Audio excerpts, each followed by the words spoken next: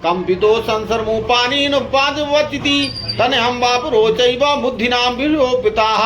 सूत जी ने कहा, हे भगवान, मनुष्य प्रमादवश बुद्धि के द्वारा तन प्राप्त कर नरक में ना जाए, ऐसा कौन उपाय?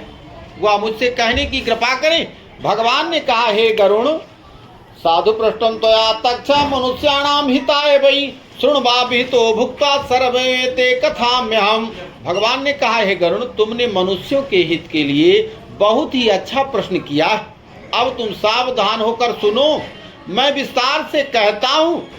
जिन पुत्र के रहित और पापी पुरुषों की दुर्गति होती है, वह पूर्व में कही जा चुकी है।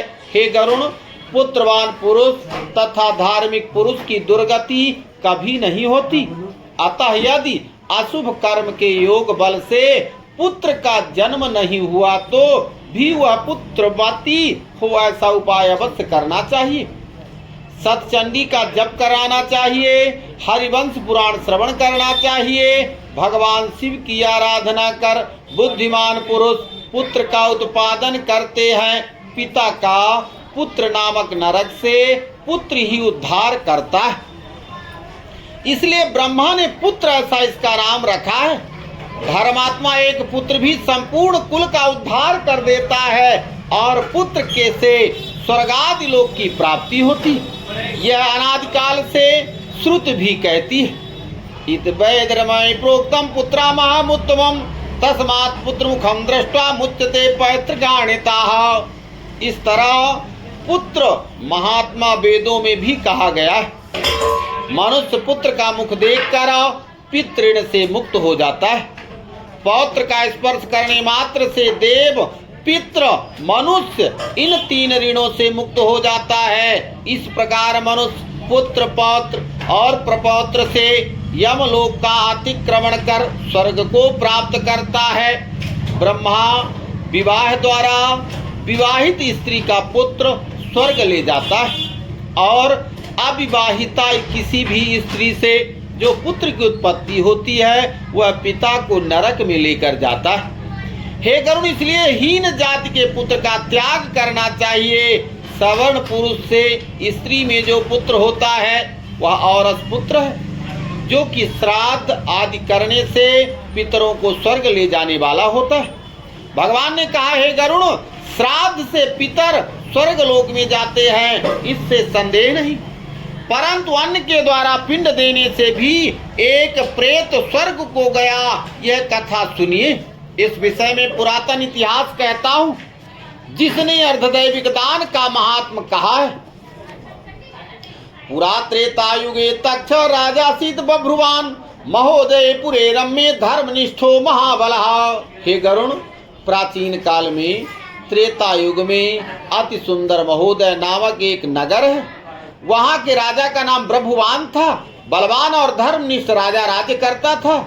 वह यज्ञ दान करने वाला था, ब्राह्मणों का सम्मान करने वाला था, शील आचार आदि गुणों से संपन्न था, क्षत्रिय धर्म से युक्त था। वह दंडनीय पुरुषों को दंड देता था और पुत्र की भांति प्रजा की रक्षा करता था। किसी दिन उस महान पराक्रमी राजा ने सेना के सहित शिकार खेलने की इच्छा करके नाना प्रकार के वृक्षों से समन्वित गहन वन में प्रवेश किया। नाना प्रकार के मृगों के समूह, नाना प्रकार के पक्षी जहाँ शब्द कर रहे थे, ऐसे वन में राजा ने दूर से एक मृग को देखा।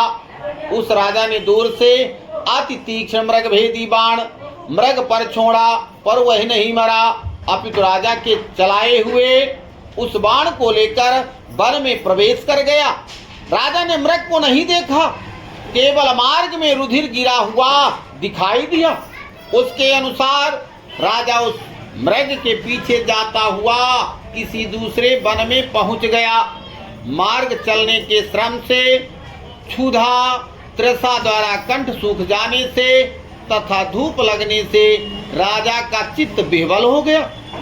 इस प्रकार चलते चलते तालाब को देख राजा ने घोड़े सहित जल में प्रवेश किया। राजा अश्व से उतरकर कमल के फूल से सुगंध व्याप्त इस शीतल जल का पान करने से स्वस्थ चित्त हो गया। राजा ने उस समय वहां से एक बट वृक्ष को देखा। उसकी छाया को देखते ही मन को हरने वाली विस्तृत डालों से युक्त और पक्षियों से संघ शब्दायमान संपूर्ण वन के ध्वज समान ऐसे वृक्ष मूल का आश्रय लेकर वह राजा बैठ गया। वहां राजा ने एक प्रेत को देखा। उस प्रेत की क्षुधा त्रसा आदि से इंद्रियां व्याकुल हो गई। उस ऊंचे केस वाले, मैले शरीर वाले, कुबड़े, मांस रहित, भयानक रूप वाले प्रेत को राजा ने आश्चर्य से युक्त होकर देखा और प्रेत ने भी भयंकर वन में आए हुए राजा को देखा। प्रसन्न चित्त हो राजा के पास जाकर उससे कहा, हे राजन, आपके संयोग से प्रेतत्व को त्याग उत्तम गति को प्राप्त हो, मैं अपने आप को धन्य मानता हूँ। प्रेत के ऐसे वचन सुनकर राजा ने कहा, हे प्रेतराज, काल रूप भयानक मुख वाले ऐसे अमांगलिक प्रेत रूप को किस कर्ण योग से तुमने प्राप्त किया है? तुम इस प्रेतत्व के कारण को मुझसे कहो। तुम कौन हो? किस दान से तुम्हारा प्रेतत्व छूटेगा? वह मुझसे कहने की कृपा करो। राजा के ऐसे वचन सुनकर वह प्रेत बोला, हे राजन, मैं प्रारंभ से लेकर प्रेतत्व का कारण कहता हूँ, जिसको सुना आप मुझ पर दया करो। वैदिश नामक एक नगर था। वह संपदा से युक्त अनेक देश के प्राणियों से तथा अनेक रत्नों से युक्त था। घर, देव मंदिर, अनेक प्रकार के राजभवनों से परिपूर्ण था। मैं उस नगर में सदा देवता का पूजन करता हुआ रहता था। मैं जाति से वैश्य था। मेरा नाम सुदेव था। मैंने हव्य देवताओं को तथा कव्य से पितरों को तृप्त किया था। अनेक प्रकार के दान भी मेरे द्वारा सुकृत दैव योग से विफल हो गए। अब तुमको सुकृत के नाश होने का कारण बताता हूँ। मेरे पुत्रादि, संतति, हितैषी, मित्र इत्यादि नहीं है जो मेरी अधिदैविक क्रिया कर सके। हे महाराज, जिसके 16 मासिक श्राद्ध नहीं हुआ उसका प्रेतत्व बना रहता है। 7 श्राद्ध हो भी गए हो तब भी हे राजन, तुम मेरे अधिदैविक क्रिया कर उद्धार करो, क्योंकि सब वर्णों का राजा बांधव है, ऐसा कहा गया है। तुम क्रिया कर मेरा कल्याण करो। मैं एक मणिरत्न देता हूँ जिससे मेरी सदगति हो तथा प्रेतत्व चला जाए। यदि तुम मेरी क्रिया करने की इच्छा करते हो, क्षुधा त्रसादि दुखों से युक्त हो, महान कठिन दुस्साहत प्रेतत्व से छुड़ा दो। वन में मीठे फल और सुंदर ठंड जल है, किंतु मैं क्षुधातुर होने पर भी फल नहीं खा सकता। इस प्रकार का प्रेतत्व दुख का कारण है।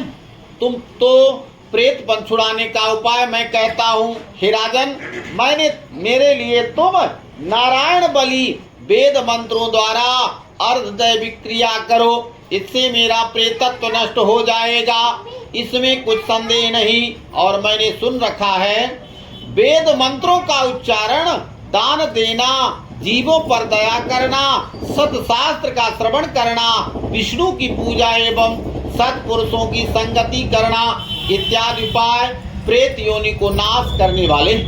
इसलिए अपने आप से प्रेतत्व का नाश करने वाली विष्णु की पूजा कहूँगा। हे राजन, 32 मास सुवर्ण को लेकर उसकी एक विष्णु की प्रतिमा बनवावे। उस प्रतिमा को एक पीताम्बर ओढ़ सभी आयुष आभूषण सहित पहनाकर सब तीर्थों के जल से स्नान कराकर सिंहासन पर स्थापित कर उसकी पूजन करना चाहिए। उस प्रतिमा के पूर्व दिशा में भगवान श्रीधर, दक्षिण में मधुसूदन, पश्चिम में वामन, उत्तर में गदाधर, मध्य में ब्रह्मा तथा शिव को स्थापित करना चाहिए।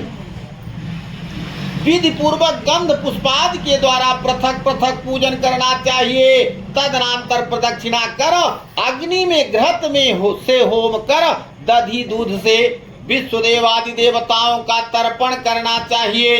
यजमान स्नान कर विनय सहित एकाग्रचित होकर नारायण के समीप में अर्धदैहिक क्रिया करे।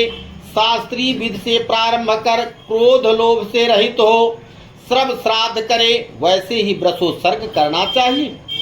तदनंतर 13 पददान ब्राह्मणों को और सैया दान देकर प्रेत घट का दान करें।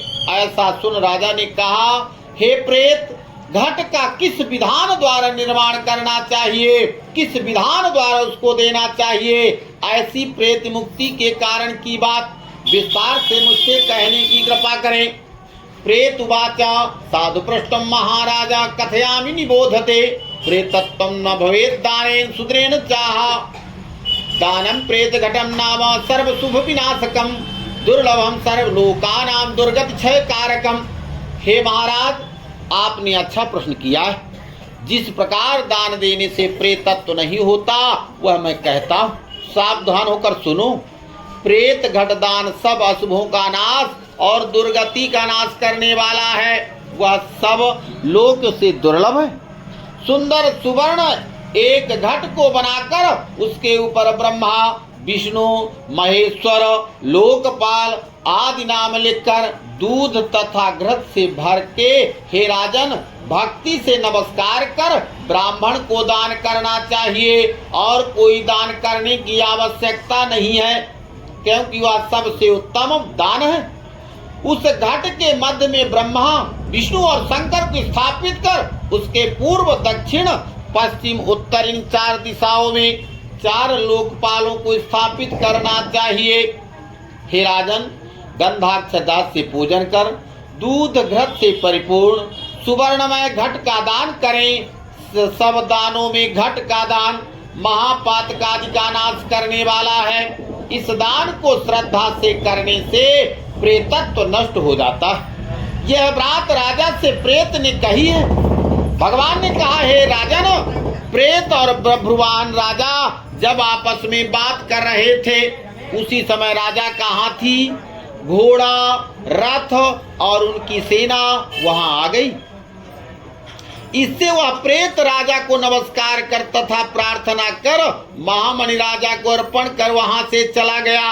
राजा भी उस वन से निकल अपने देश में जाकर प्रेत के कहे हुए वचनों के अनुसार उसका विधि पूर्वक श्राद्ध किया।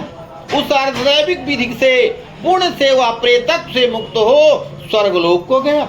इस प्रकार जब अन्न के किए गए श्राद्धादि से भी प्रेत सदगति को प्राप्त हुआ तो पुत्र के श्राद्धादि करने से पिता की सदगति हो जाए तो इसमें क्या आश्चर्य की बात है। जो इस पवित्र इतिहास को सुनता या सुनाता है, ऐसे लोग पापाचारी होते हुए भी प्रेतत्व को प्राप्त नहीं होते, अर्थात प्रेतत्व से मुक्त हो जाते हैं। इतिश्री गरुड़ पुराणे सारोद्धारे ब्रह्मवाहन नो संस्कार नाम 7वां अध्याय।